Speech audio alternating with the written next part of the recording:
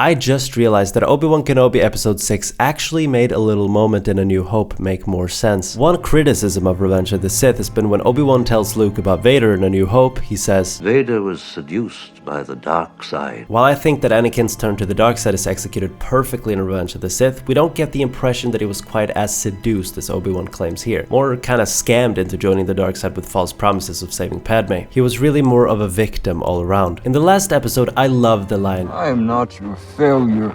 You didn't kill Anakin.